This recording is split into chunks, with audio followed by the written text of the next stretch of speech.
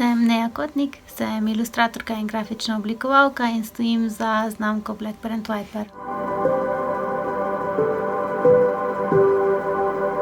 Moje ime je Špela Sila in sem učiteljica joge.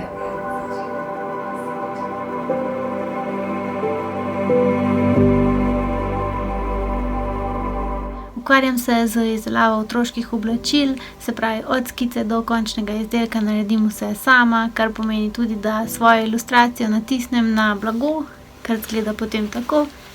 To je potisk gozdička, potem potisk levčka z medvedjo tačko in tole potisk travnika.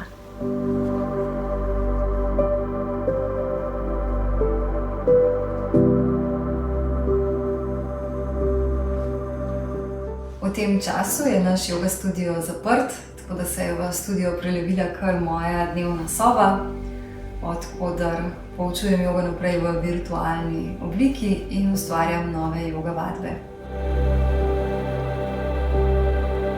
Situacija, v kateri smo se znašli, me je spodbudila, da sem končno začela tudi ustvarjati vsebine za svoj YouTube kanal. Zato prej kar nikoli nisem našla časa.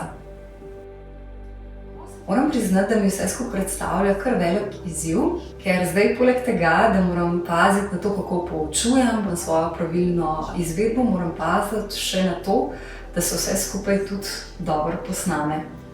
Po drugi strani se pa zavedam, kakšno srečo imam, da lahko v tem času vadbo joge posnamem kar s svojim telefonom in potem relativno enostavno vse skupaj zmontiram in objavim.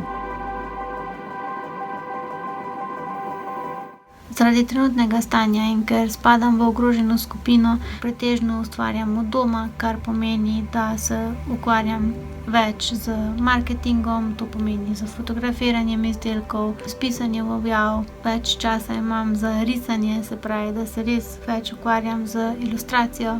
Enkrat na teden sicer grem v pisarno in takrat uredim vsa naročila, katera ne morem opraviti doma. Sem pa zelo vesela, da si pisarno delim z dvema super puncama, ki stojita za znamko Tri gore. In letos smo skupaj ustvarile kolekcijo emajliranih posodic. Kolekcija se imenuje Medvedi in gore.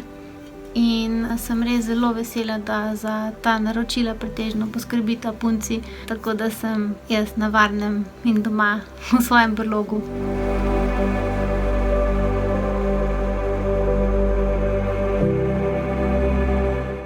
Kljub temu, da jogiramo dalje v virtualni obliki, pa pogrešam svoje vadeče. Na vadbi joge v živo namreč pride do prav posebne izmenjave energije.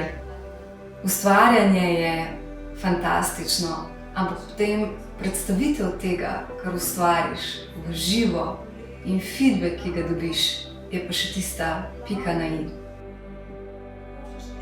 Ampak ne glede na vse, v času, v katerem smo se znašli, ljudje mogoče zdaj še bolj potrebujejo jogo in res sem hvaležna, da lahko delim znanje o jogi naprej v obliki videoposnetkov.